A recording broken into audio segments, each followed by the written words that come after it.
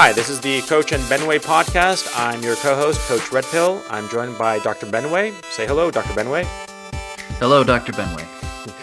Today we're going to be talking about the Star Wars movies because in a couple of days, the new Han Solo movie called Solo is going to be released. This is sort of like a prequel to the original character with a different actor playing Han Solo. And what we wanted to do is before watching that movie, which we probably will, even though we know it's probably going to suck, we want to talk about all the Star Wars pictures. So far, there have been 9 Star Wars movies, and we want to talk about all of them and sort of like figure out what is the appeal of these godforsaken movies? Why is it that we, like junkies, keep returning to them, thinking that this time it's going to be different?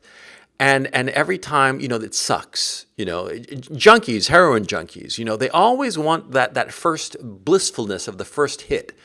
And we Star Wars fanatics, or some of us no longer fanatics because we've been so sorely disappointed over the years, well, we keep returning to the franchise thinking that this time it'll be good, and it keeps getting worse, okay? So we want to try to figure out why is it that we have so much affection for this series, and, what's going on? Why have the movies continuously gotten worse and worse and worse over the years? So, Benway, take it away. I know that you're a big Star Wars geek. I used to be one, but not anymore because it's just sad now, but go ahead. Yeah, I mean, I think it's probably not fair to say I'm a Star Wars geek now. It's funny, I feel like I'm the first guy to get up at an AA meeting and talk about his troubles, because that's certainly what this episode's going to feel like. Yeah.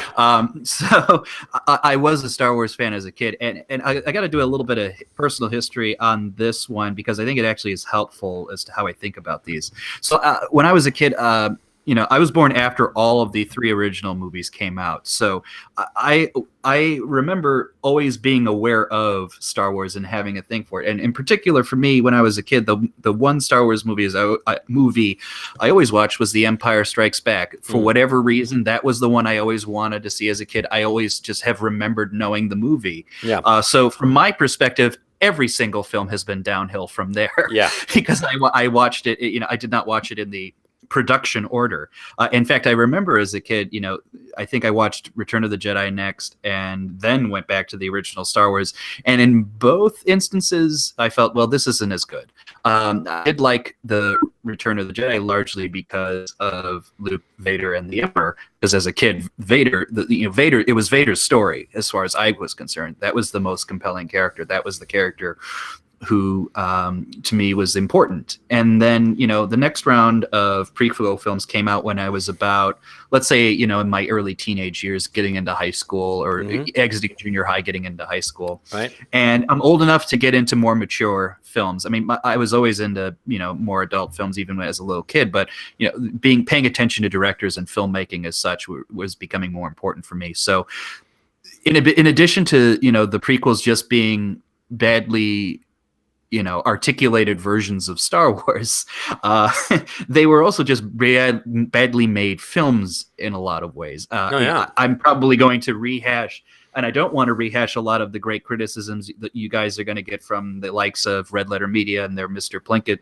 reviews of the Star Wars prequel films. They're legitimately bad, and they articulate why. But I just have that extra flair of saying, I'm just very self-conscious of why these films are bad. Yeah. So I couldn't tolerate them at the time. I thought the dialogue in particular was cringy. But I'll give them this. They did 2 things from an overall story perspective, which I thought was interesting. One, they didn't make Star Wars an absolute 100% repeat of the original trilogy. No. So they did try to contribute something to it. Yeah. And also they realized that actually Darth Vader's story is the most compelling story. That's the story that, if you took all those 6 films together, is the main story to be dealt with. Yeah.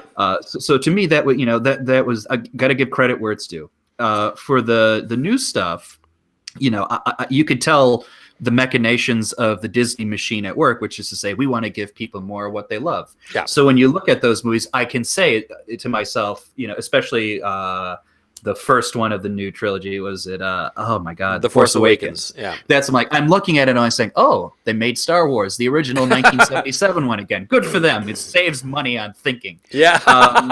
Yeah. So Yeah. there's that.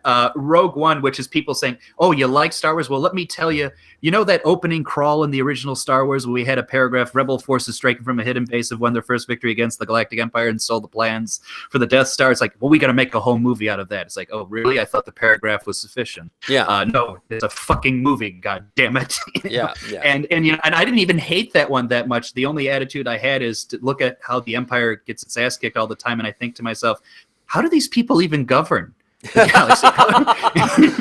That's the attitude I was left with, and then culminates. And I'll save my juiciness for what I think of The Last Jedi, other than to simply say this: it is doing something different with Star Wars. I'll give you that. But that's something different. Something different is crashing it into a wall at 1,000 miles an hour. Yeah, which is actually a plot point from the movie, by the way. But I'll hold that. I'll hold that one aside. At the end of the day, I'd summarize it this: now for Star Wars kids, you just have to remember this: you don't need to earn the rank of Jedi. It's just there if you want it. Yeah. That's where you land with. Yeah. So that was my long-winded history of how I approach Star Wars and everything. And and I'm like in my early 30s, I have no hope that Star Wars will do anything. And I got to tell you the truth, I was a big Star Trek fan as well. I don't have any hope for that series right now either. So, Well, there's a difference between Star Trek, the movies, right? Well, Star Trek, the TV show, was an episodic TV show. So, what happened? The Enterprise would arrive at some planet, shit happened in that planet, they would move on to the next planet, okay? It was episodic, right? And so the movies can be episodic. Shit happens, and the Enterprise flies off to the next adventures, okay? So Star Trek is different. Star Wars is a space opera. Okay, now look, I come from a completely different background. First of all, I'm older than you. I'm 50. And so when the first Star Wars movie came out in 1977, I was 9 years old. I saw it. I saw it in a drive-in theater in Southern California. I remember very clearly. We were in a drive-in theater in my parents' big old LTD, which is this monster, gas guzzler, right? And it was so cool because, it was a drive-in theater where they had the sound system.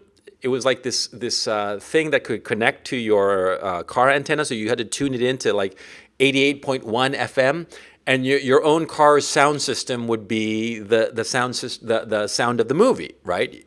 Because in most people don't know this because I don't think that there are many drive-in theaters anymore. You used to have this box. It was a speaker box that you would mount inside your car with the windows rolled up, and that's how you'd listen to a movie. But by this system, you tap into the sound system of your car, and so you get the surround sound experience inside your car. It's pretty cool. And I remember watching Star Wars. I'd heard a lot about it. It was a big thing. Okay, we watch it. And I'm just blown away. My poor little 9-year-old imagination is just overwhelmed with the sensory overload of this shit, right? And I was just thrilled to pieces by it. So a few years pass, and Empire Strikes Back comes out, and in between, I had the sheets and pillowcases that were Star Wars. I had trading cards, Star Wars trading cards, Star Wars toys, the whole thing. And Empire Strikes Back comes out, right? And I go to see it. I remember very, very clearly. I went to see it maybe a week after it debuted, right? And I was 12 years old. I go in there. I sit there. I actually took a sick day from school, and I went to a matinee. And for some reason, there was nobody there because all the kids were at school, and I was the only one there. So I watched this in a practically empty theater, and I am just overwhelmed. And of course, the big reveal: I am your father. Holy shit. I mean, my brains just exploded right there in the middle of the theater. I couldn't even imagine this shit. It was just overwhelming. And I saw it, I don't know, 3, 4, 5 more times right away. And I was overwhelmed by the story. And I was so caught up in Luke Skywalker. I thought that Luke was just so fucking cool. And he was getting good at the Force. Because in the first movie, that little combat droid that floated around kept zapping him, right? And in Empire, he has a little bit of control of the Force where he's able to, just manages to get the lightsaber to save himself from the Hoth monster, right? And I was just like so exciting, such a cool thing. And then, when he's doing the training and all that, I mean, like Empire for me, it just overwhelmed me. And then a few years pass, and I see Return of the Jedi, and by this time I'm living in South America, and it arrives, right? I go to see it opening day, of course, like with all my friends, because we're all like 15 years old and crazy about Star Wars, right? And we go to see it, and I remember my reaction then. I sit there in the theater, and I'm like, oh, this is so cool, blah, blah. It's okay. And then what? Leia is Luke's twin sister? What bullshit is this? Okay. And I thought at the time as a 15-year-old, and by the way, I was already getting into writing at this time, and I was already concerned with plot. And I thought to myself, they just made that shit up to have it like something that could compete with Empire. That was just not like an organic move. Because in Empire, it was clearly an organic revelation. It had always been the case that Vader knew that he was Luke's father, and that Obi-Wan Kenobi knew that Luke was Darth Vader's son. It was so clear, right? It was so organic and natural.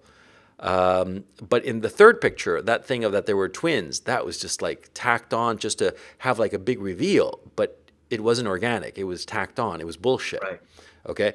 And that's when the whole thing went sour for me. Okay?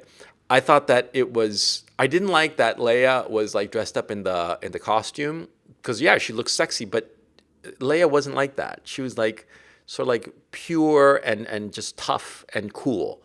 She wasn't like a sexual plaything, and I didn't like that. I didn't like Jabba the Hutt. I remember I thought it was that they were just it was not a very good movie. I remember thinking at the time it wasn't a very good movie. Now, I was 15 years old, and my sense of artistic judgment was very limited, of course, because not because I was 15 years old, but because I didn't have enough maturity and enough back catalog of films that I had seen to be able to make a balanced judgment as to why it was bad. But even at 15, I knew it was a bad movie. I knew that Empire was just, Return of the Jedi was just not very good. And so, a few years pass, and then, I'm 31, and Phantom Menace comes out, and fucking A, I'm going to be there first day. And the crawl starts, right? And I start watching this, and the dialogue in the first scene, it's so horrifyingly bad and so stupid. And it's like trade disputes. Who gives a shit about trade disputes? I don't want to hear about trade disputes and money and economics and crap like that. I want to hear about princesses and saving the day and shit like that, And I kept watching the movie, and I thought that Ewan McGregor was perfectly cast as Obi-Wan Kenobi as a young man. And I thought that, what's the actor's name? He slips my mind, his mentor. Liam Neeson, Qui-Gon Jinn. Yeah, perfectly cast. Because it made sense. Liam Neeson in that outfit with the beard and the long hair, you believed that he would be the mentor of the man who would become Obi-Wan Kenobi. It was just like, yeah, that makes sense. Okay. Yeah, I watched it and it was just stupid. And then when the kid shows up, I hated the little shit. I thought he was just dumb. And at the time, already I was a professional writer. And I was thinking to myself, as professional writers do, you're thinking to yourself, how would you fix this picture? And the way I was thinking of fixing it was, I would have made the kid a pimply teenager, a very alienated teenager, 13, 15 years old. Nobody likes him. Everybody hates him for whatever reason, justified or not. And he's got this weird power that he can draw upon. And he has no idea what it is. But he uses his power to sort of like eke out an existence. And it's a horrifying existence, right? And I would have had that, and I would have had his mother killed. She was a slave, and he was a slave. And I would have that the mother is killed in a brutal way in front of him.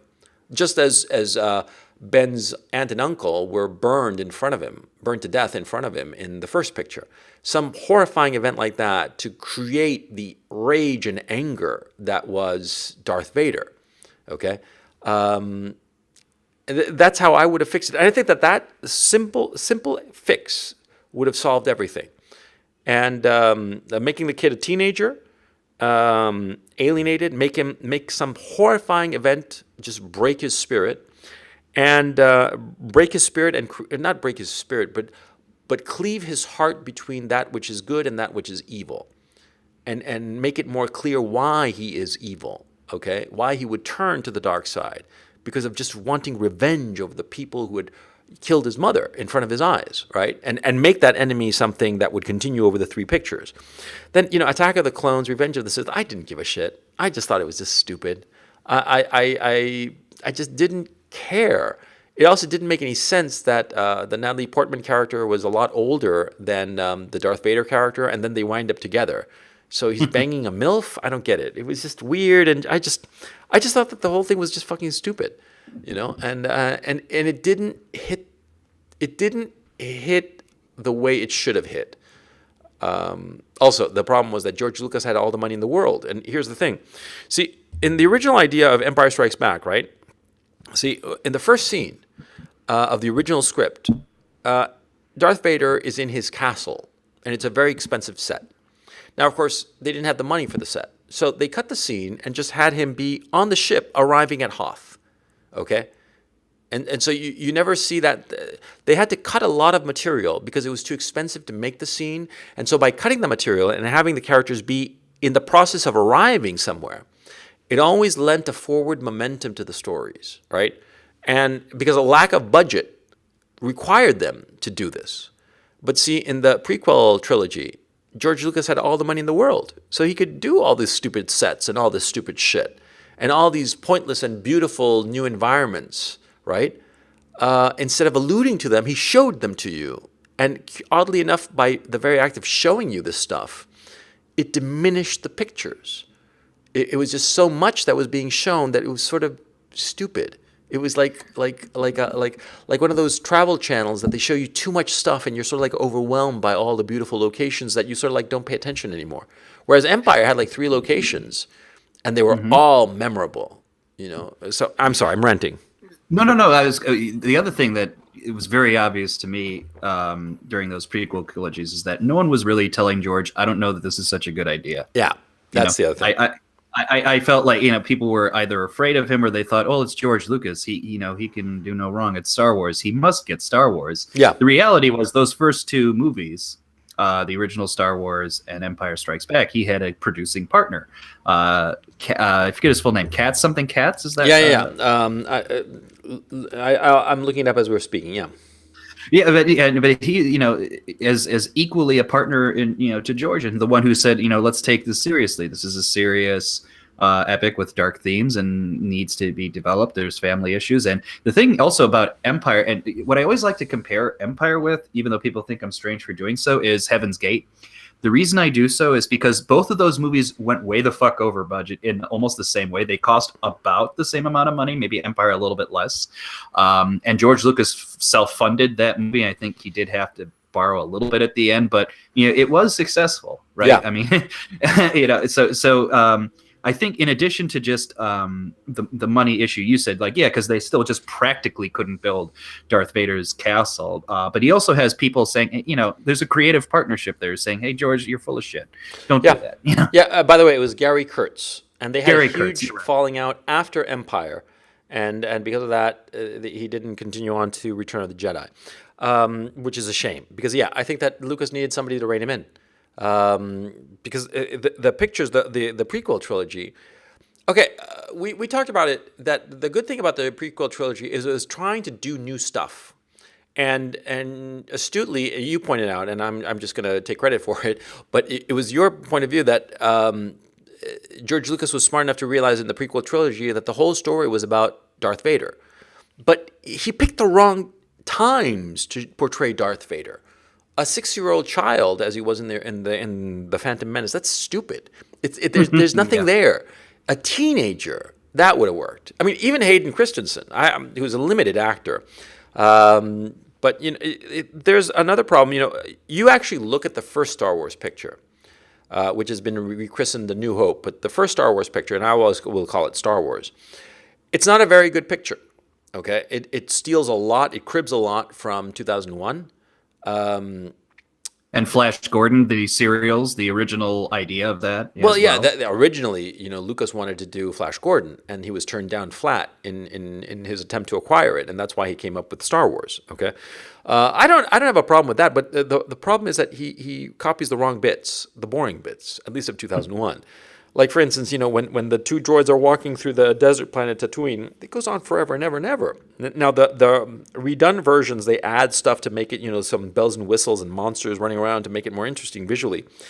But the original picture, a lot of it was pretty slow, pretty boring. Okay. Now, that kind of worked because when it got exciting, it was really exciting. The dog fights, they were fantastic. And now, as a grown man with a lot more film experience, I can look at the Star Wars pictures and say, oh, yeah, he was totally cribbing from World War II pictures of those dogfights. And a lot of the Howard Hughes pictures, the Hells Angels picture, the one about the World War I fighter pilots, right? Mm-hmm. He stole a lot from that.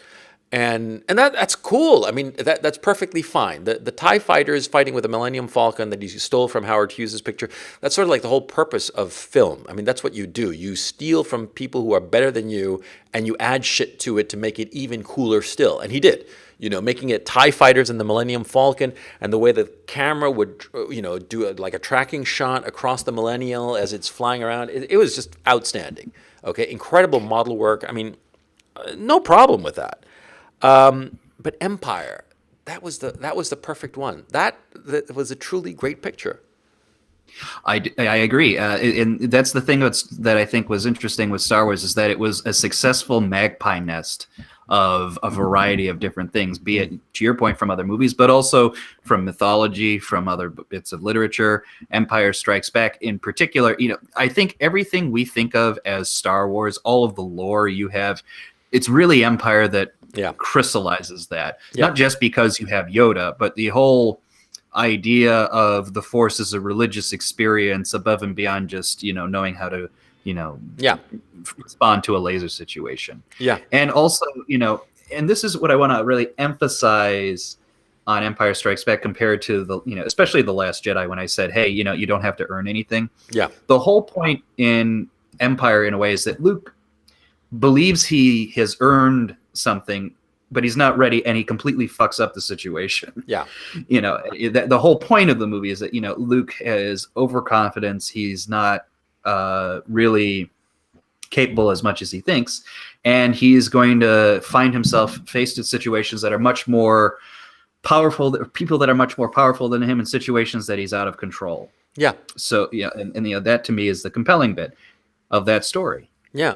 Well, for me, Empire is compelling for a very different reason. Well, all that you say about Luke is absolutely true, but I look at it in a different point of view. I look at it as the good guys lose, and they lose consistently. Yes. They barely get away with their lives, and they lose everything along the way. At the end, they're just a ragtag bunch of people, and the cool spaceships and stuff flying away, but they're broken practically. They are losing, and losing badly, okay? That was the power of the picture, and there's some film critic on YouTube who's pointed this out. I think it's Robert Roger Ager, that the picture inverts the standard shape of contemporary pictures, because the standard shape of contemporary pictures is that you start small and end with a big explosion and big battle scene. In Empire, it starts with a big battle scene and it ends very intimately with two men fighting alone in the middle of nowhere. In the innards of the Cloud City, which is in the sense the middle of nowhere, right? Structurally it's remarkable. There's something else that I've always been fascinated by, insofar as Empire Strikes Back, is that I would argue that Empire Strikes Back is objectively a great picture. I'm not saying that it is the best of the Star Wars movies, which it certainly is, but I'm saying that it is objectively one of the most profound movies made. Top 10 of all time.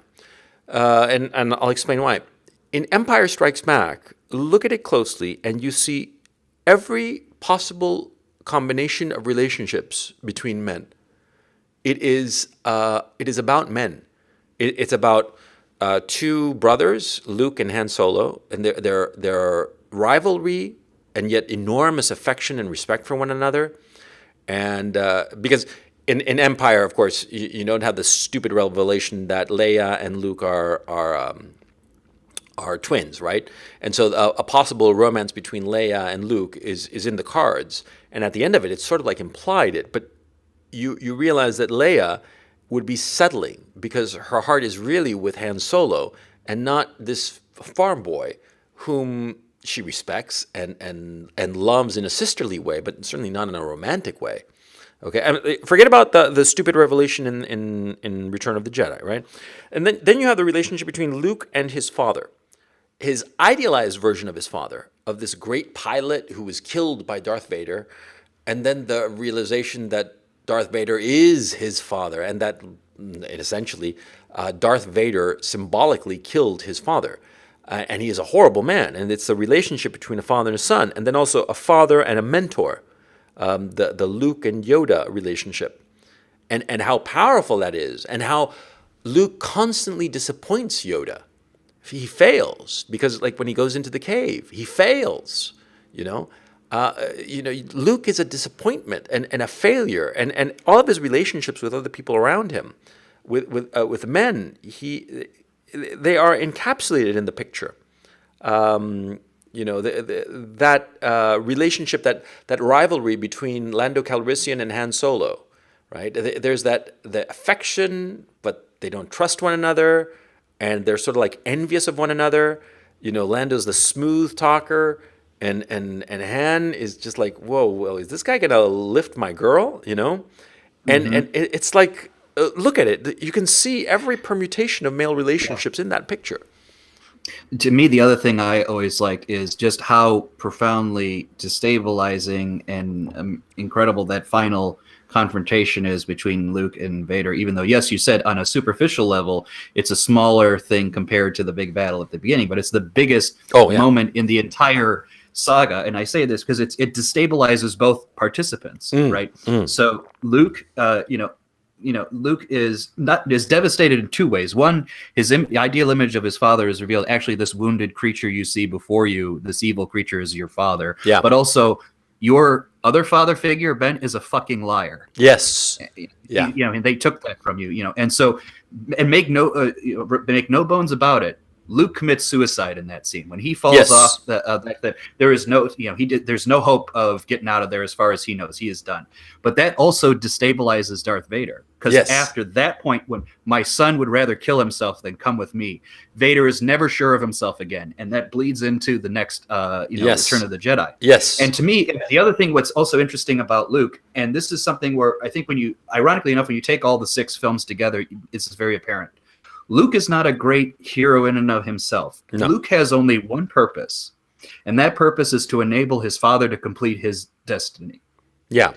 And if you really look at it, this is why Return of the Jedi does have a great moment to it, because if you really think, what does Yoda and Ben want? Yoda and Ben wants Luke to kill his father. They said, that's how you resolve this. You kill the dark side, it's over. Luke wins the day at the end of those movies by defying Yoda and Ben. He said, I'm not going to kill my father. I'm going to allow him to complete his mission. Because Vader is the real mover of history. And you see that as a result of the prequel trilogy, which I will give it credit. They understood what was really moving things here. It's always Vader's story. Yeah. And in an overall structural sense, yes, the prequel trilogy was focused on the right character. It was how it was executed, which was catastrophic. But we'll get to that in a second. But the thing I want to go back to insofar as Empire is, first of all, you're absolutely right. Luke is committing suicide when he dives off. But I want to ask you, do you agree with my assessment that as a picture, as a movie, it is one of the greatest pictures ever made? Because I actually do. It's objectively a great film. Yeah, because the more I think about it, the more I realize every scene works. It just, there's this implacability to it. Yeah, and of course you can argue that there's sort of like a time shift thing that's going on, that certain things seem to happen in less than a few days, whereas Luke's training seems to go on for weeks and weeks. You can argue little piddly shit like that, but like you can argue with another great picture, objectively great picture that is indisputably a great picture, Godfather Part 2. You're actually never sure, and I don't think Francis Coppola even knew who exactly had tried to kill Michael Corleone at the beginning of the movie. With that machine gun fusillade against his bedroom. Remember at the beginning of the movie, the whole movie is about him trying to figure out who did it, and there's actually very contradictory evidence throughout the picture. So anyway. You can argue with great pictures about little details like that of plot or story, but there's that vibe that the picture is a great picture. Godfather 2, great picture. Empire, great picture. And isn't it weird that two of the most seminal franchises in motion picture history, the second picture is greater than the first? That is interesting, and I think it's the only thing I can say. Well, why is that the case? It's the realization of the complexities of the narratives kind of allow for it. You know, in some sense, you need the first picture to make the second picture Yeah. great, because the second picture is alleviated from some of the necessary things that you do with the first picture. Yeah, yeah, exactly. And it's so weird how the second picture sort of like amplifies the first one. And not only in terms of like story, but also reputationally. Because, for instance, Bride of Frankenstein is a better picture than Frankenstein. It's more profound, bigger, just a better picture, and it lifts Frankenstein. Godfather Part Two, Godfather is the first one, is a great picture, a great performance, one of the great formal acting performances in history. I would venture to argue. And I always thought that Marlon Brando, that he had a golden year because he did Last Tango in Paris, which was the most brilliant naturalistic performance ever, or one of the most brilliant naturalistic performances ever, on the same year that he does Godfather. That's just an amazing. That's a 2 for 2. I mean, and both of those performances on the same year, radically different, and both of them. Not only are they each individually great, but the fact that he was the same actor doing it in the same year sort of like makes even both of them even better somehow. But okay, we're way off Star Wars and going into Marlon Brando territory. But about Empire, Empire was just so satisfying as a movie, even though it doesn't really end. You know, well, it ends with Luke trying to commit suicide. It just. And also what I found was that Luke at the end was such a diminished man. And there was this hint that Leia would wind up with him. I always thought that the third picture should have been like, you know, like sort of like years later, Leia and Luke are together and they finally find Han and they unfreeze him and he's like the same old Han. And he looks at them and they're so diminished. You know, it would have been such an interesting, you know, conceit, you know? I don't know. Well, yeah, it would have been even better in the third film if you really do see the cost of what these folks have had to do. You don't really get a sense in the end that it really cost much. A little bit on Luke, but not very substantially. Everybody's happy and dancing at the end. Whereas, you know, I think it would have been more satisfying. I think this was even hinted at when Katz was, you know, still friendly with Lucas, that the idea was, you know, that Leia's left to pick up the pieces of what's left of the galaxy and Luke just disappears into the wilderness. They have some pieces of that in the new trilogy, but not nearly in a way that's satisfying. And George, by this time, you know, is like, he realized I got some money on the merch, baby. I can't leave people a little sour on this one. Well, yeah. We change it. Yeah, it's the thing is, see, of the first three pictures, right? Empire was the one that performed the worst in terms of box office. Yet retrospectively, it's the one that everybody raises and says, "This is the one. This is the one that really did it." My thinking is that the prequel trilogy was just a money grab. He just wanted to. I don't see the point of him having made it. Okay, other than as a money grab. Because obviously George Lucas does not like directing movies, or else he would direct other movies, or he would have directed other movies. I think he's too old by this point. And he was never really interested in directing, okay? I think he did it as a money grab, and, you know, he's got this enormous infrastructure that is Industrial Light and Magic. He's sitting on a ton of money, and he decides, well, you know, I got this, you know, big estate. I might as well, you know, pretend to be the gentleman farmer and actually farm a little bit, but I'm not really into it, you know. That's the vibe I got of the prequel trilogies. I mean, moving on to them, you know, wasn't it for you just so grossly dissatisfying to see those prequel trilogy movies? Yes, but there are things the things they could have done that would have made it worse. By Jesus. that I simply said, like a little bit, someone elsewhere pointed out, it's like we didn't get the bit where we got like, hey, it's baby Han talking to baby Leia and Luke. Hey, it's like Star Wars babies. We did get a little bit of, hey, look at that. For whatever reason, Chewie's now 5,000 years old, so we get to see him again. So you don't have that bit where they just try to make it even more blatantly, milking off of that shit. Yeah. But it was fundamentally a disappointment, largely because you don't really get any kind of what's the best way? You didn't get a spirit with the film, right? No. There was no energy behind it. And I agree. I think you're right. If you look at behind the scenes stuff, George Lucas comes across as an indolent man who, maybe it's because he's shy and he just doesn't like dealing with people, or maybe he just doesn't like the burden of being in charge of a big production or whatnot. It doesn't really matter. You got the sense that there was motions going through here, and maybe parts of the story he did want to tell in the vaguest sense of, I wrote it down and I think it's a good idea, but the execution of that idea, it was always just annoying. But I mean, I still tried as a kid to find something in it. Like I'll give like at least Phantom Menace. There are bits where you could tell they actually filmed on real locations. Mm-hmm. So I give it that. But like Attack of the Clones to me is like one of the worst movies I've ever had to sit through in my life. And the only thing redeeming about the third one, Revenge of the Sith, is that even though it's cheesy and over the top, I appreciate that Ian McDiarmid, the guy who plays the Emperor, is having a lot of fun. So I give him that. I appreciate his spirit in that film, but that's not George. That's an English actor who says, well, I'm gonna make do with what I can. Yeah. So that's what I get out of the prequel trilogies. I try to extract the little nuggets of something tasty in like a big sea of just rotting vegetables. Yeah, because I look at Phantom Menace, for instance. They actually designed a great character, Darth Maul.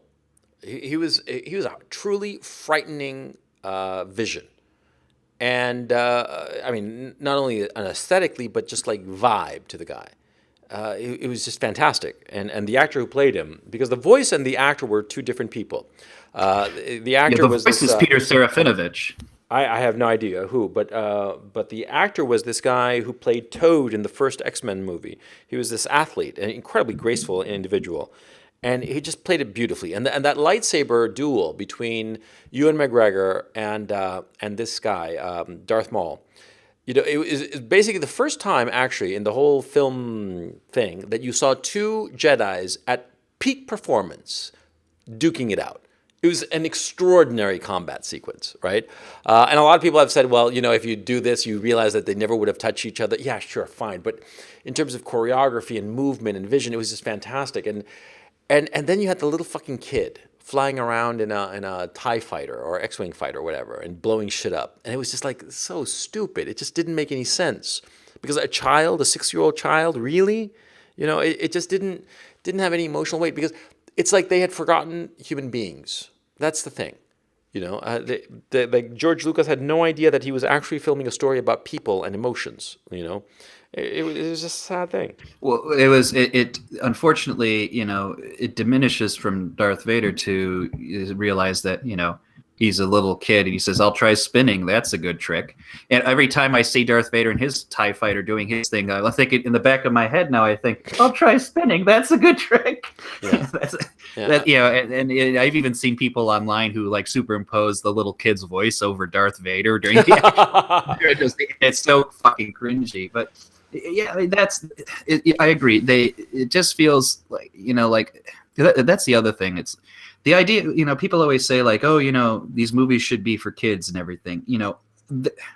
When I was a kid, I felt when someone said, when I'm looking at movies that are obviously enjoyed by children, that were potentially made for children, I just have the vague feeling like people took me a little bit more seriously than they take kids of any other, for these later periods. Like, and I'm not even just talking about Star Wars. I'm talking about any kind of fucking movie catered to a kid. It's even dumber than you could possibly have imagined.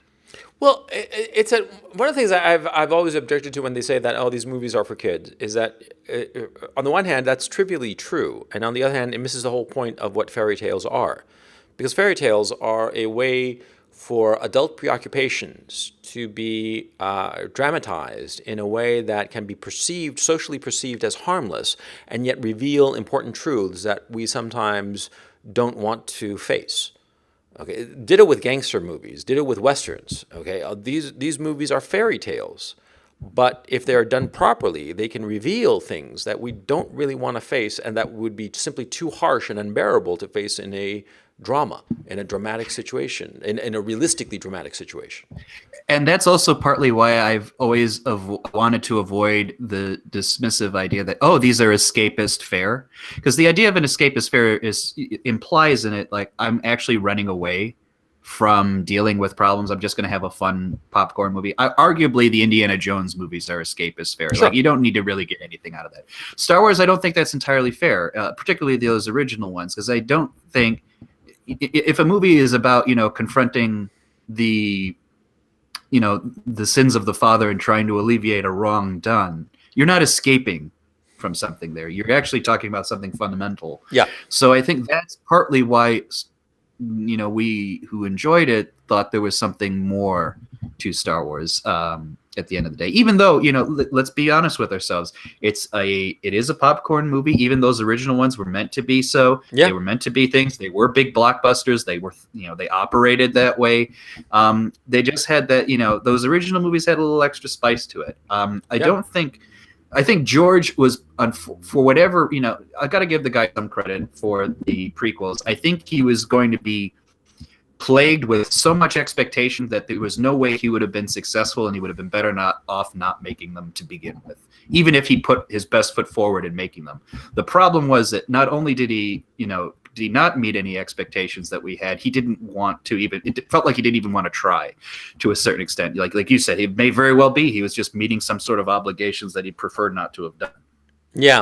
And I think that diminishes things. And the worst thing for me, and I know everybody's going to, has said this before, but like the fact that, we still, the versions of Star Wars we still have access to if you buy them now is his little tweaked version when he was in the mindset of, I got to do the prequel stuff and show that I can do that. So, like you said, the over-engineered original Star Wars movie, which is terrible. He mostly left Empire Strikes Back alone. There's a couple of additions there relating to Darth Vader, would just make it worse, even though they're minor.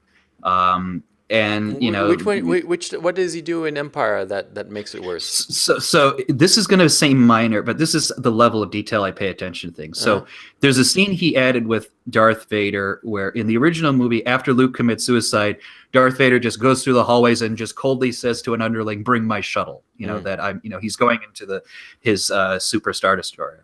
And instead now they have a new line that says, "Alert my Star Destroyer to prepare for my arrival." And they show a whole scene of him getting on the shuttle, flying through space, landing in the docking bay, walking to the executor. Not only do you not need that, the idea that he is so pissed, he just says, bring my shuttle. That that he is focused on something. He is distraught. Yeah. That's all you need. They finish Vader. Any change to the trilogy involving Vader makes it worse. Like, for the worst egregious example in Return of the Jedi, especially with the DVDs and Blu-rays, the introduction of Hayden Christensen instead of Sebastian Shaw as the ghost of Darth Vader. Who and Luke, if when Luke's looking at Hayden Christensen, if he didn't have the Force, he'd probably say, "Who the fuck are you? Yeah, I've never seen you before." Exactly. But also what Lucas did, because he likes like poetry, things need to rhyme. He imposed Vader says no now when he picks up the Emperor and throws him into the pit of the Death Star to match the no from the Revenge of the Sith. So that very impactful moment, the most important moment of that movie, is now diminished because Lucas wants to tinker. Yeah. That's something that every artist, every writer, everybody who does anything, there is that urge to tinker, which is a huge mistake. You should just leave well enough alone. You just, like, one of the things I noticed in Empire that he's done over the years is that he's tinkered with the backgrounds insofar as the Cloud City, because he's added like textures to the windows, for instance, and little things like that, and like he's subtly changed the lighting of certain situations, and some of it passes, and some of it you're like, what the fuck? Why is my eye not focusing on the characters instead on the background? Okay. and just leave well enough alone. But okay, that's for another conversation. My thinking of Phantom Menace is that Phantom Menace, Attack of the Clones, and Revenge of the Sith. And by the way, I had to look up the names of these three pictures because I saw them, and I saw all three of them in the theater, and they are. I don't remember any of them in terms of plot. I remember individual scenes or things that happened.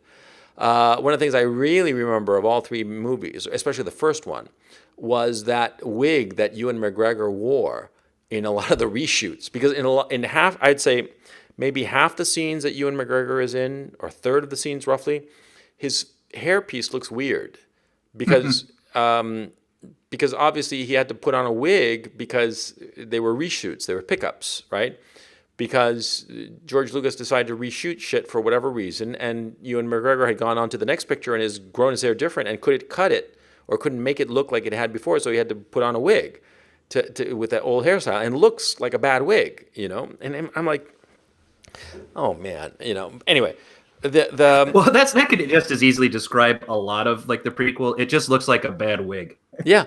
The whole fucking trilogy is a bad wig. Yeah, and like some of the characters, okay, like everybody has things about that reptilian Rastafarian character, whatever the fuck he was, the Jar Jar Binks. Oh, Jar Jar Binks. Oh yeah, that was the other thing. This is some SJWs really jumped onto this, like Jar Jar and the Nemoidians, who are the people who run the Trade Federation, are very crudely drawn stereotypes. That, like you said, Jar Jar is just a Jamaican rabbit who steps in shit. Yeah, and the Trade Federation guys are basically the Japanese.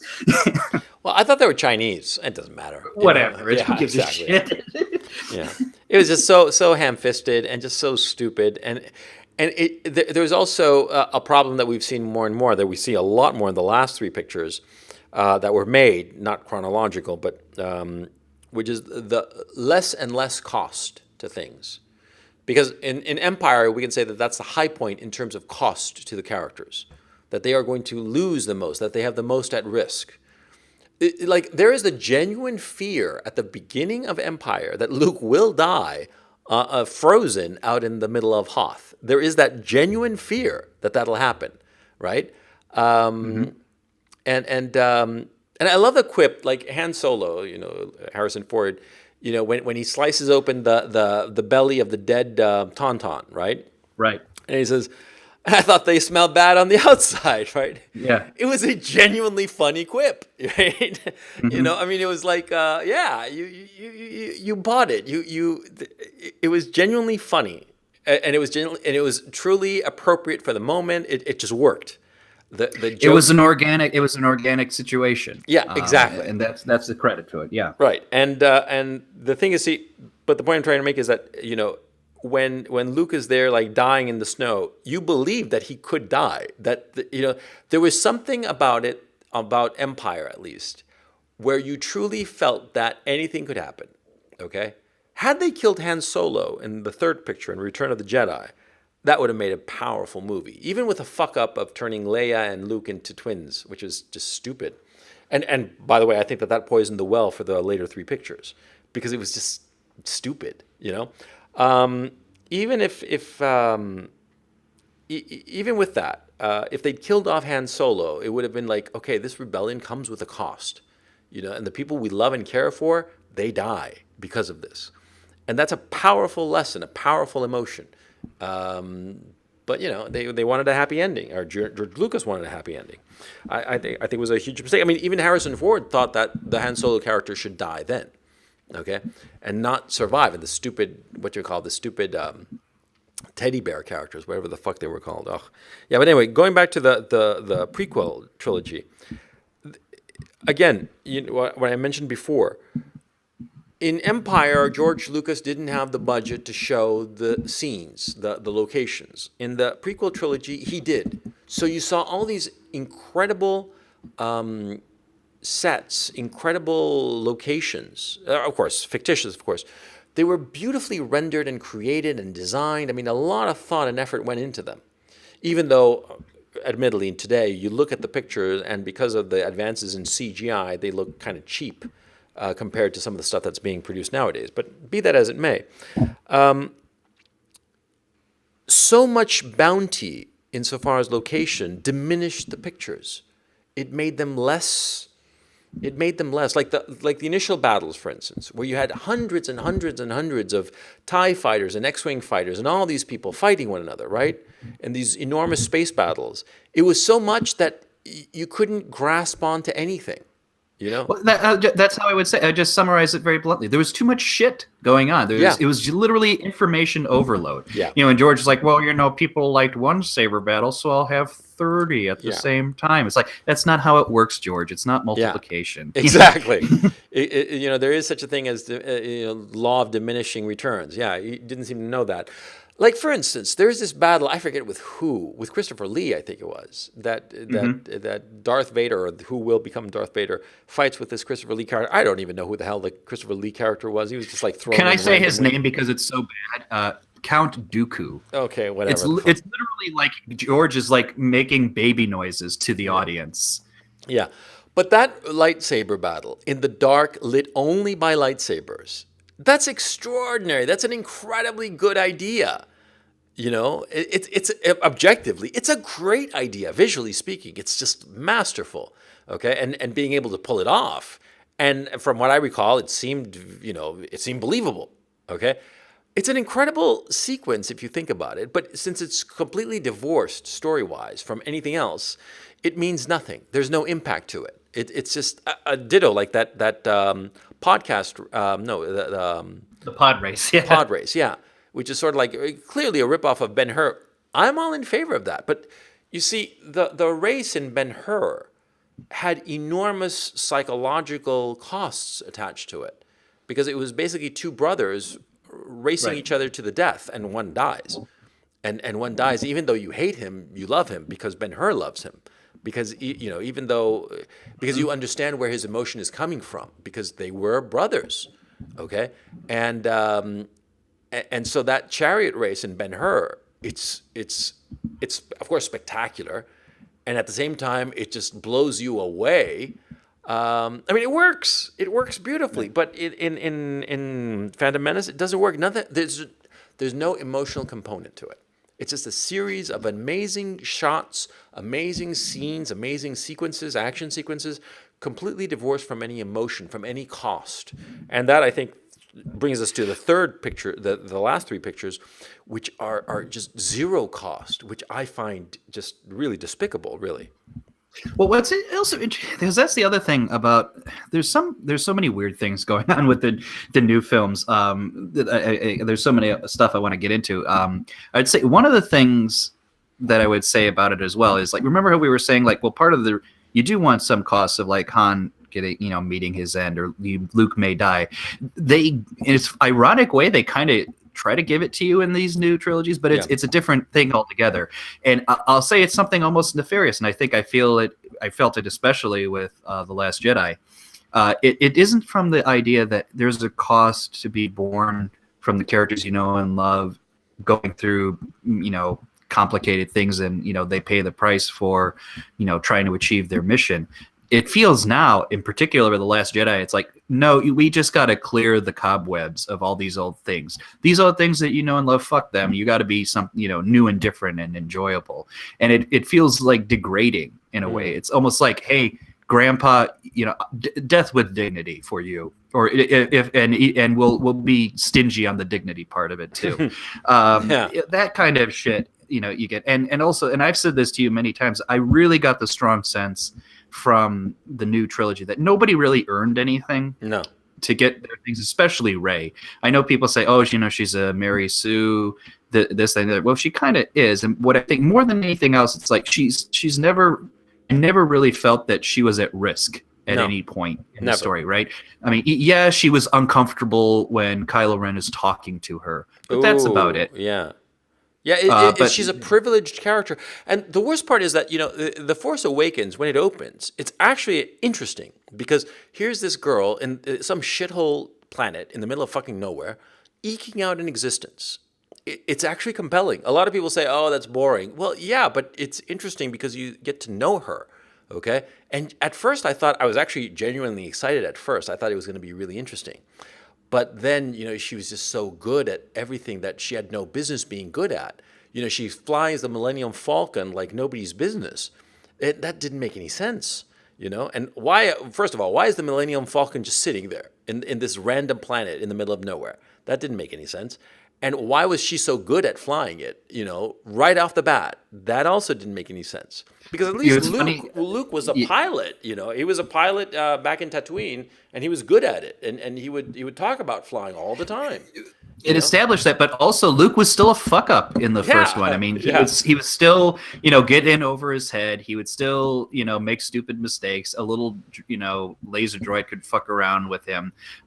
Things like that. Luke still had to earn his keep to a certain extent. And I remember at the time people said, to a huge extent, he had to earn it, and that was the lesson that kept getting pounded into him through the first and the second picture.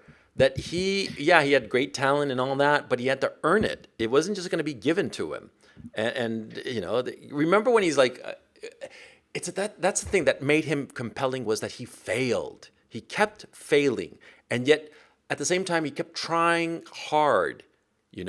He failed at the cave. He didn't really have any kind of real control over the Force. And yet, all as unprepared as he was, he knew that helping his friends was more important than his own training. Because going back to Empire, and I know we're skipping around here, but I have to emphasize that was what was so compelling, that Luke Skywalker felt that being good as a Jedi was very important, but his friends were more important. He was less important. His future, his career, quote unquote, was less important than saving his friends, even if he was going to be ineffectual. You know what I mean? I thought that was powerful. And being a hero was less important than saving his father. Yeah. Exactly. He fails in three big ways. Like you say, he fails at the cave. He fails at his first confrontation with Darth Vader, and he almost fails on his second confrontation with his father, because he almost does what the Emperor wants him to do, which is kill his father. And ironically enough, both the Emperor and Yoda and Ben want that same outcome, by the way. Yeah. And Luke does something more, which is interesting, which is why I said, those of us who were speculating said, if they do something really intelligent, what would they do? Well, Luke is the gray Jedi. Luke is neither, dark nor light. He exists between or amongst the both. And there's something compelling about that. They try to have that a little bit, but Luke is just more annoying now than anything else. Yeah. Particularly, and they build it up so much in the first movie. You just see him at the end, and he's there. And then what does he do when Rey comes? Tosses his lightsaber away, says "fuck you" and "fuck everything." Part of that could have been compelling. They just executed it so badly. And then when Rey actually deals with him, Luke doesn't really train much of anything. He's already kind of at peak performance. And I laughed at that one because I remember when people kept bitching at me after The Force Awakens, when I said, Rey didn't earn any of this. They said, well, you don't know her whole story. Something could be revealed that she's even more important than anything. It's like, no, she's just some bitch who now in this new world can do whatever she wants. Luke didn't do anything for her. Kylo Ren didn't do anything for her. Nobody did anything for her. She just was great. She was born beautiful. Yeah. To borrow, No, she was born privileged. Yeah. She was born privileged. It's so weird that SJWs, and let's face facts, the last three pictures are total SJW fairy dreams. They're just pathetic, right? And they are all from the hand of Kathleen Kennedy, who took over the Lucasfilm after Lucasfilm was sold to Disney. And here's a key issue that I want to get into a little bit, because George Lucas, this is my contention, George Lucas knew from the get-go that the toys was where the money was insofar as Star Wars is concerned. He famously gave up a lot of points and a lot of money on the first Star Wars picture so long as he got to keep the toy money. And Fox, 20th Century Fox was like, fuck it, sure, go ahead, take the toys, the merchandising rights. And he made his real money from merchandising. And ultimately, that is the business that the Disney Corporation has always been in. The Disney Corporation creates intellectual property in order to exploit merchandising opportunities. That's been its business model since 1932, because Disney Studios, the Walt Disney Studio, when it was starting out, was a failure because cartoons, that was great, but it just didn't bring in real money. It was only when the what's the name of this guy, his merchandising guy, got into the picture. I forget his name right now. I'll remember it soon enough. when that guy got involved in the picture, he was the one who created all the merchandising opportunities and focused them on Mickey Mouse. He was the one who created the idea of the Mickey Mouse watch, which was the biggest selling toy in history. You know, several million Mickey Mouse watches were sold, I think, in 1934 or 37, something around that area. It was a huge boom, okay? Mickey Mouse, you know, that image attached to every single toy, every single piece of merchandise. Both Lucas and Disney were in the same business. They knew what they were doing. They realized that the movies were were basically ads for the merchandise. And yet, oddly enough, when Disney finally acquires a like-minded business, they fuck it up. They fuck it up completely. They put a producer who just does not understand the appeal of Star Wars, and their toys are selling. I mean, they're practically giving them away. I mean, you know that, right? I mean, like, I don't know if you've been following that particular business story. Yeah, I have, and we'll get into it. It just baffles me how someone like Kathleen. Well, it doesn't baffle me, I guess, because I kind of know where it's coming from. But it's just amazing that Disney would say, you know what? I think the best economic decision is to take someone who has contempt for the core historic fan base of our business, who spends a lot of money with us, and let her in charge and alienate them, because I guarantee you money will come from that. It's like, yeah, that's how silly it is. Yeah, that's exactly what they're doing. I mean, I don't understand what the hell is going on in Disney, because they have Kathleen Kennedy who's doing this shit. Over at Marvel Comics is now owned by Disney. They also have, like, you know, SJWs running rampant there. They're killing the goose that lays the golden eggs, because you need compelling characters in order to create toys that people want to buy. If you don't have compelling characters, nobody's going to buy the fucking toys. That's what's happened. Like, for instance, in the last movie, The Last Jedi, there's that Chinese girl or Asian girl, whatever the fuck she is, a little tub of lard, right? Mm-hmm. That bitch, they have toys of hers. They originally retail for like $20. Now they can't give them away at $3.99. They cannot give them away.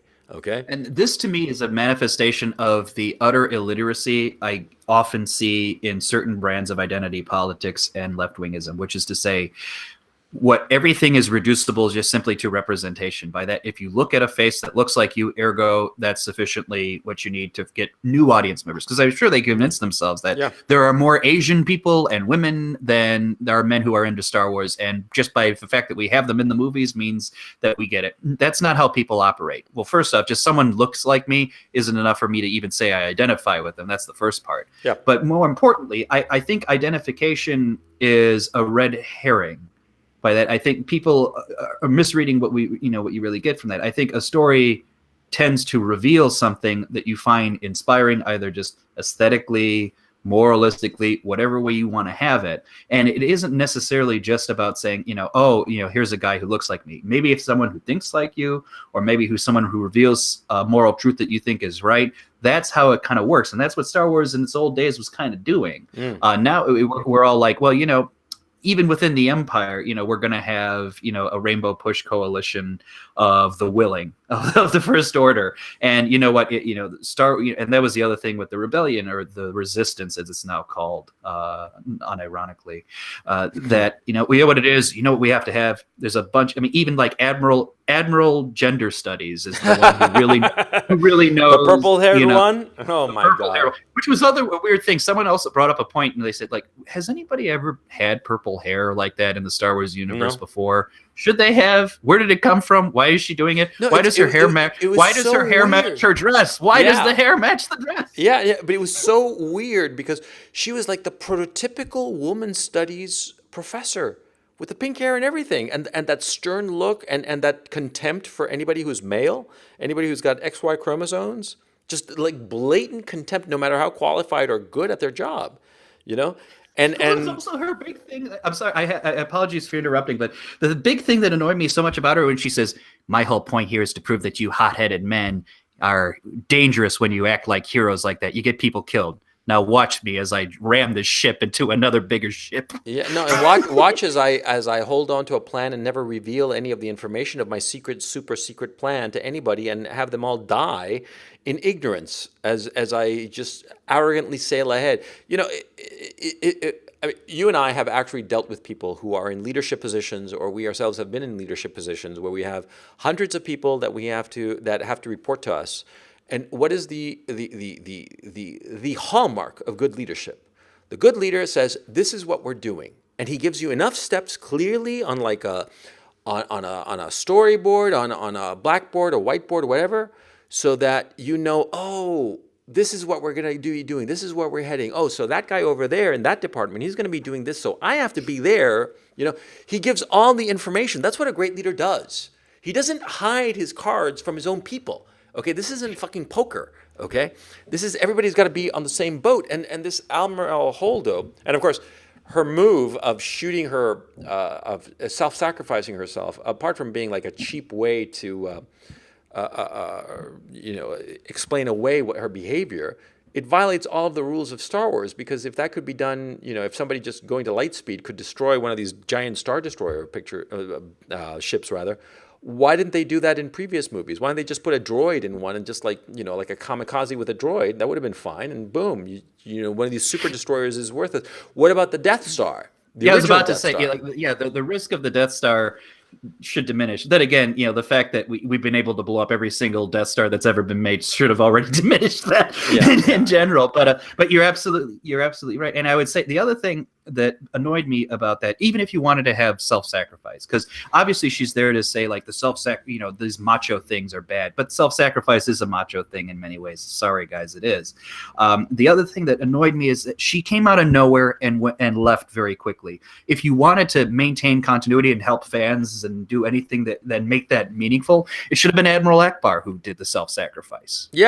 Yeah, because he was a famous character from the third picture, from Return of the Jedi, and he was bumped off needlessly. Oh, and got sucked off a fucking window off screen. Let's not even go to Leia, who the Mary Poppins Leia. Oh my God.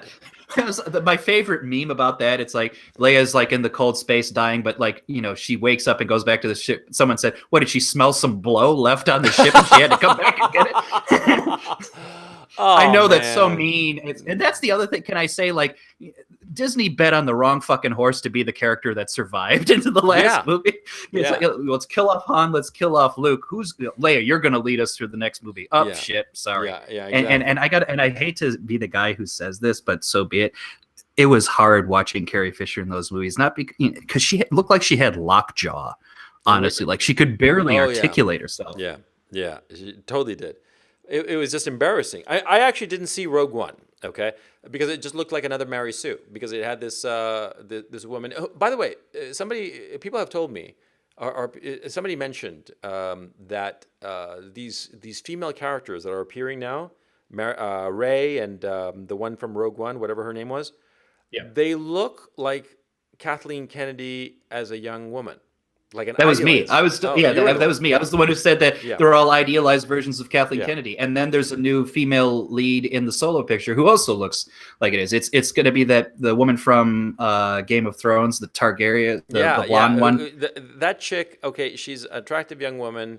She's not a particularly gifted actress. She tends to, she's one of those women, those actresses that unfortunately they tend to attach themselves to flops. Because whenever she's in a picture, it doesn't do well. Like she was in Terminator Genesis, that was a bomb. She was in some other picture that was like a rom-com tearjerker kind of thing. That was another bomb. Sort of like Colin Farrell. Colin Farrell, who's actually a fine actor, but somehow whenever he's attached to any kind of like big movie, it flops. Okay. I guess people just don't want to see them. Anyway, Emilia Clarke, she's. Look, the Solo picture leading up to it, I think the Solo picture is going to be another fucking disaster.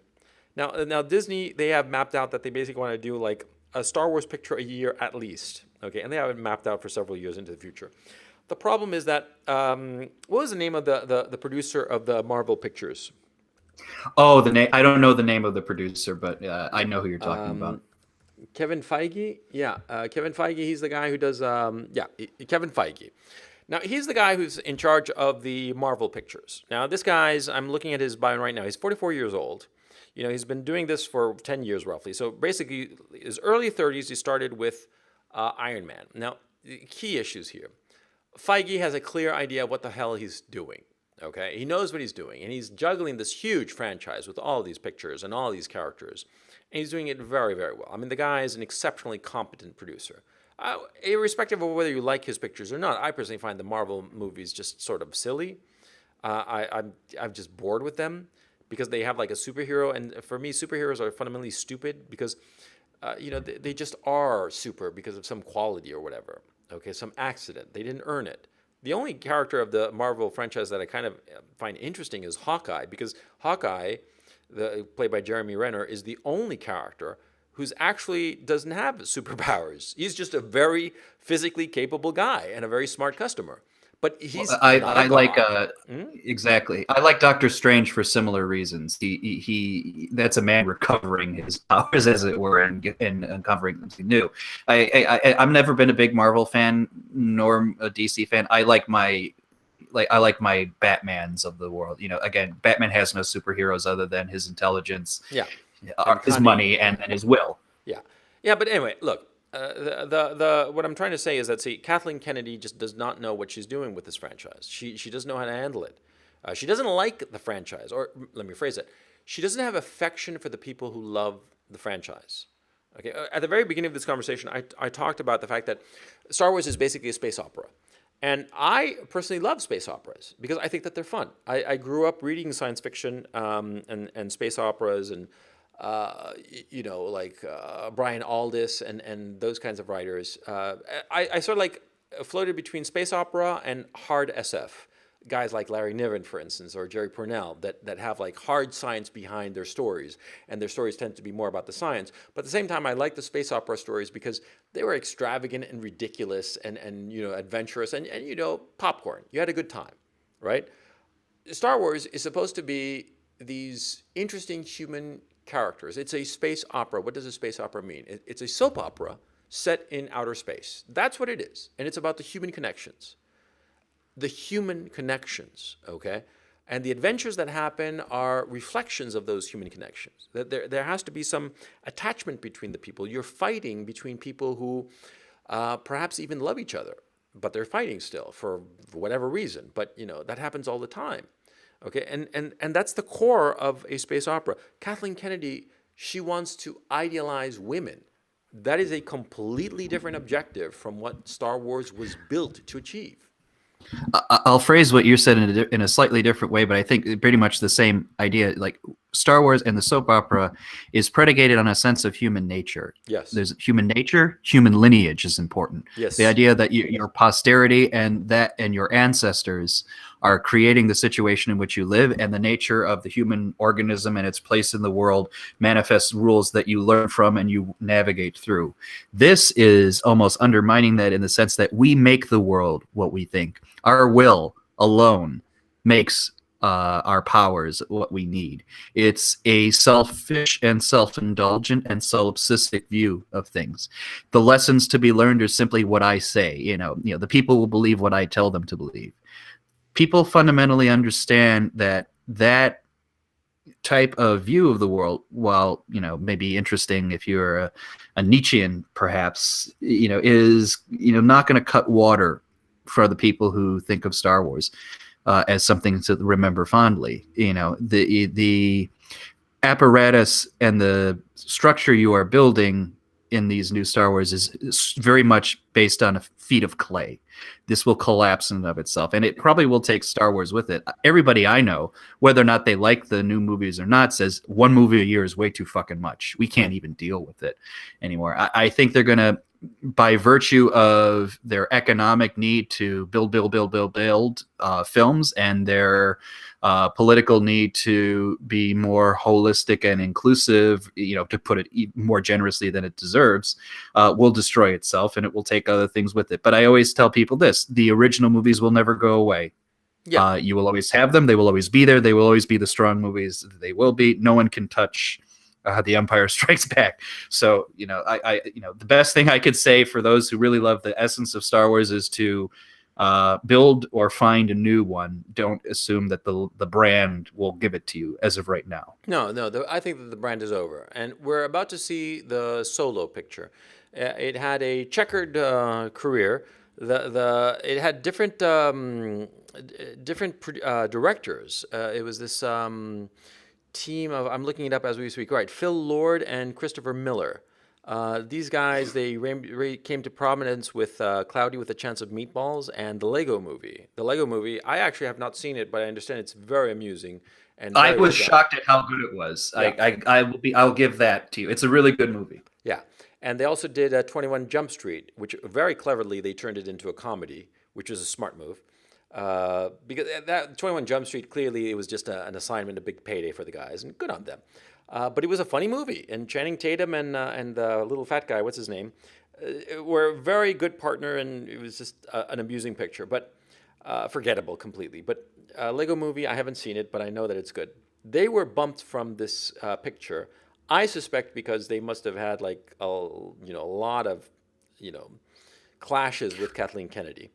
Oh, And absolutely. yeah, and they were replaced by Ron Howard. Ron Howard, who is looking at the twilight of his career. He had his high point in the mid late '90s with pictures like Apollo 13, Ransom, Cinderella Man, and then it's been a slow decay. And he hasn't really made a compelling picture in quite some time. And he was hired, clearly a gun for hire.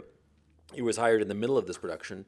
Now, the advantage of hiring a guy like Ron Howard is that he has the experience to handle a very big production and be able to pick it up in the middle of a shoot with as few bumps as possible. You're not going to find a better replacement insofar as logistic continuity of a big production. I mean, you have to keep in mind, I've actually produced pictures, okay, and I've directed pictures, and I can tell you that when you are going to replace the director, it's going to be fucking huge because the director is not, you're not just replacing the director, you will likely replace the cinematography team, the camera team, right? Not just the cinematographer, but his entire camera team.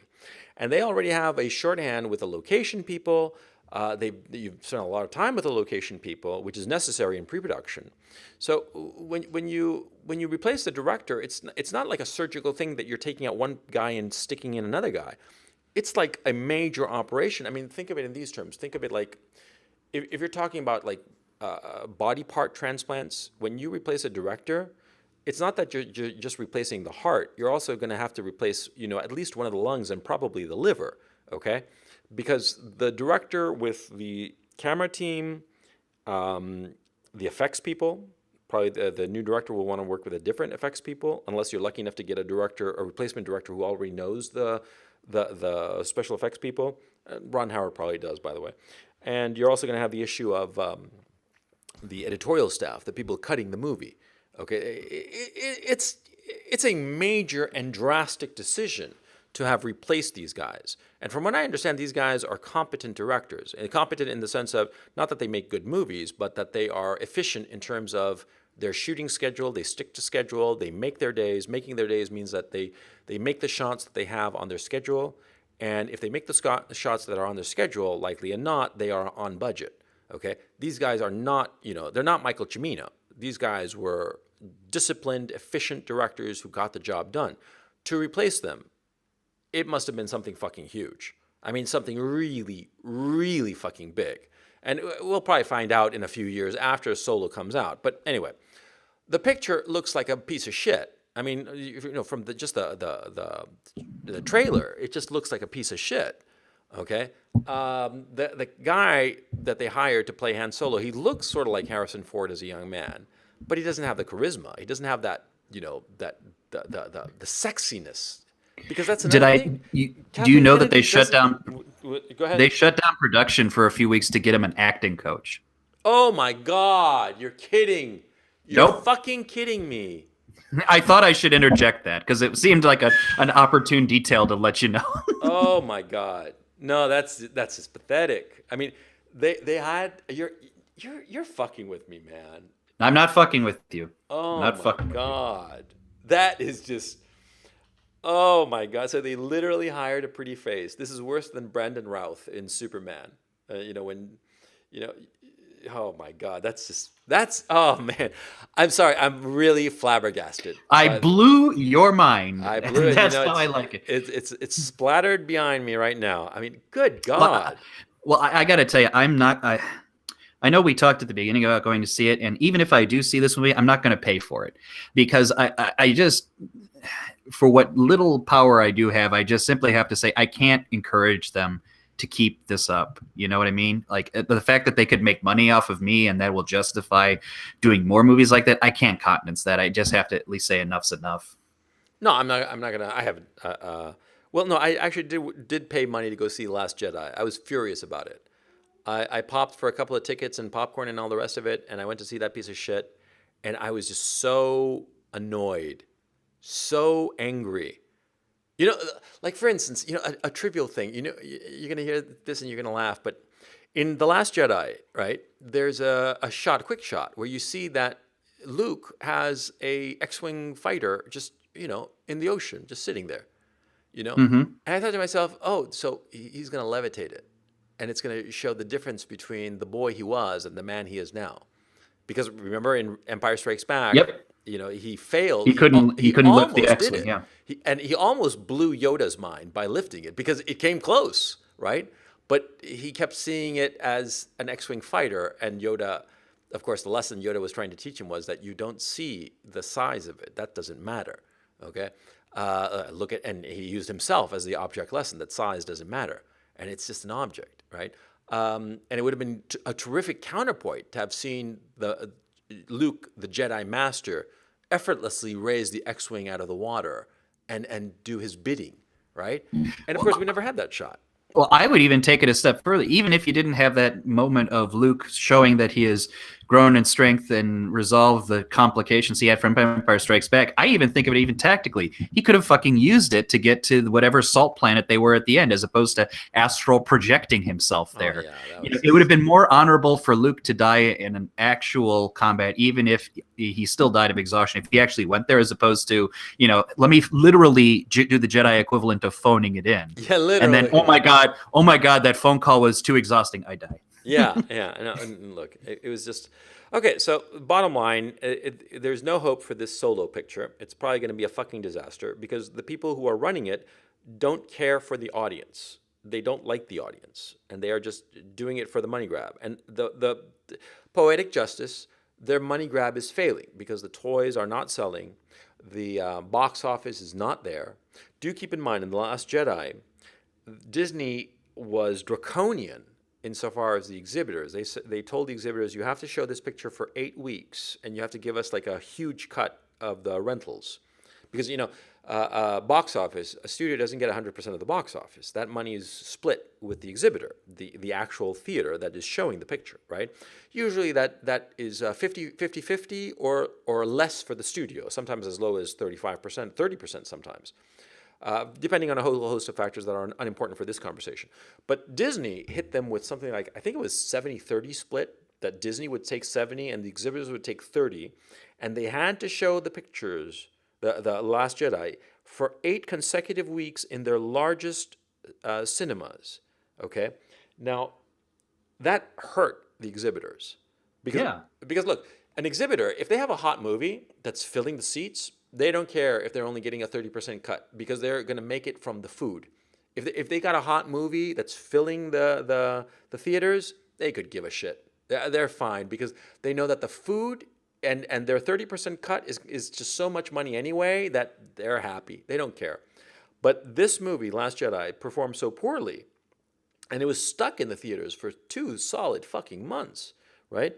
The exhibitors are not going to have that deal with the next Star Wars pictures. They're going to say, no fucking way. Then you don't show it. Disney can't do that anymore. So Solo, potentially, could be the first time when we see a true bona fide Star Wars flop. And if the picture number 9, the one that J.J. Abrams is supposed to deliver, he's delivering it at the end of this year or the end of 2019? Next year, okay. 2019. Yeah, if that picture doesn't, the exhibitors get to see a picture before they cut a deal. I think that they're going to look at it really closely, and they're going to say, is this a piece of shit movie? No, then fuck you, Disney. We're not going to do your deal. And that potentially could be the end of the franchise. And there's a couple things there, and like just to clarify our point here, it's like, yes, the Last Jedi made money and a significant amount of it, but not enough relative to what their expectations are. No. And remember, these are movies big enough to where the stock's going to move as well, to keep in mind. So I think Solo is definitely gearing up for like a make or break kind of situation in terms of decisions being made on, leadership or what to do, in my mind at least, because like I said, if Solo really, to your point, really does flop, like to the point where they've actually net lost money on something like that, they're gonna, this is too big of a deal for them to just let alone lightly. I don't think it would be, I don't think Solo in and of itself flopping would be enough to end the franchise, but if you had 2 flops right away, they'll do something pretty drastic. At the very least, get rid of Kathleen Kennedy. No, yeah, I think that I think that if they fuck up with number 9, it's over. Okay, I mean, the Star Wars franchise is over, and Disney is gonna make the smart corporate decision and say, look, we've got this franchise, we gave it to whom we consider the best people. It doesn't matter if we outside of Disney think that they're the worst people. It doesn't matter. From their point of view, they gave it to the best executives, and they're gonna blame the property and potentially the fans themselves. Okay, but they're going to say that the property itself is just not appealing anymore because times have changed, some bullshit like that. Okay, my thinking is that this project, I mean Star Wars, the Disney corporate will blame the actual property and they'll cut it, and that'll be that, and it'll be a big hit because they spent $4.5 billion on Lucasfilm, and that investment is not panning out. I mean, that's $4.5 billion, not including the cost of making these pictures. Okay, you got to go out and make these pieces of shit, and it's a lot of money. So, from a financial perspective, I think that Disney is looking at Solo. They're thinking, Robert Iger, who runs Disney, he's probably thinking, look, I gave this franchise to the best producer, fucking Kathleen Kennedy. She's the fucking president of the Producers Guilds of America. She should know, right? The Solo picture was given to Ron Howard, Academy Award-winning director, a popcorn filmmaker. He knows how to make a picture that gets asses in the seats, right? It flops. Okay, the J.J. Abrams, and if that one doesn't perform beyond expectations, we're done with the franchise. I think that that's the corporate decision. And frankly, from the point of view of Disney, it would be the wise decision, okay? They're going to make the wise decision for the wrong reasons because they cannot accept the fact that they picked the wrong people to handle this franchise. But yeah, they're going to compare this franchise to the Marvel franchise. The Marvel franchise is doing gangbusters. I mean, they're going from strength to strength. This new Avengers pick that appears is looking to be actually, as we're recording this, it's the weekend of the Avengers Infinity War debuting, and it delivered a $39 million Thursday preview. So, potentially this could be one of the most successful pictures ever made. It's already grossed, in 2 days of release, as we're recording this, it's already grossed $106 million in 2 days, okay? So easily it could be one of the top 5 most successful pictures of all time, domestic box office gross. So Disney is going to look at Marvel, going from strength to strength, building a franchise very, very well. And they're going to look at Star Wars, worse and worse box office, having to strong-arm exhibitors to get better cuts in order to maximize income from these pieces of shit that just do not connect with people. The toys are tanking. Compare that to the Marvel toys that are selling like gangbusters.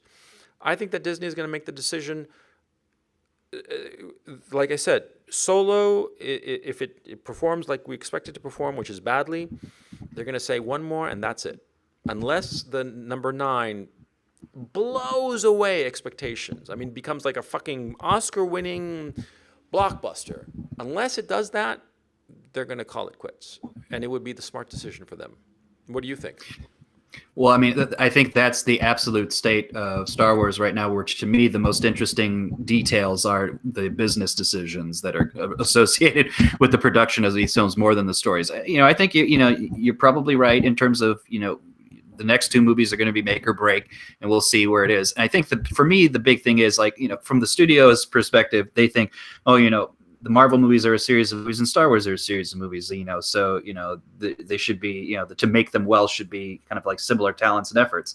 The Marvel movie is actually always doing something simpler and different, which is to say, hey, look, I've got a disparate patch of interesting characters that I just have to get asses in seats to do some spectacle, and that's all I need.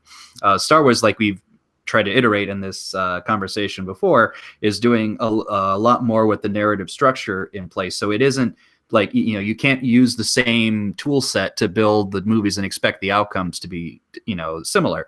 I think they're still populating the Star Wars management with people who think like Marvel and putting it in a Star Wars setting to think it's going to be successful. To your point, you know, yes, it's a matter of leadership, of production leadership that would have made it more successful. But from the studio's perspective, they don't care. They see one movie that's you know, a set of movies that are productive, others that are not, and they'll gravitate towards the more profitable one. Yeah. It's the absolute state of Star Wars. Is what can I say? Yeah, yeah. So in a sense, you know, it's sort of like I'm kind of like glad that they're going to be putting the franchise out of its misery, okay? Because I just don't want to see this. It's just so pathetic. It's just so pathetic, you know. And I think that what frustrates me the most is that as a writer, I see how easily this franchise could be turned around and made incredibly compelling. How easily it could have been done, okay? But they're unwilling to take those artistic risks. Here's the thing, and I want to end on this note, is that, see, the best movies are usually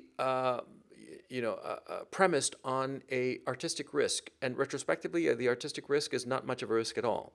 For example, the movie Seven with Brad Pitt and Morgan Freeman and Kevin Spacey. At the end of the movie, giving it away, but I suspect you all know, at the end of the movie, John Doe kills Gwyneth Paltrow's character and chops her head off and puts her pretty little head in a cardboard box. And the Detective Mills, shoots John Doe. That's the end. It's fucking horrifying, okay? On all kinds of grounds, on squeamishness and on a moral framework, on every level. It's horrifying. It's a dark ending. It works. It's the reason that the picture was a huge success, okay? When the picture came out in '95, was it? I remember it was the only thing people that I knew was talking about. All of them were saying, "Oh my God, that picture was fucking a nightmare." And here's the thing: see, when you do a market test of that picture, you do the cards right after screening. Everybody said that it was a horrible movie the way it ended. Everybody was talking about it 2 weeks, 3 weeks later, and telling people you got to go see it. Okay, that's the kind of risk that you want. Okay, something that's edgy and interesting. If Admiral Holdo had been a spy for the Empire, right? Or whatever excuse that they have, a pseudo empire that they have in the new trilogy, right? It would have been interesting, but no, she was just this pathetic SJW, you know.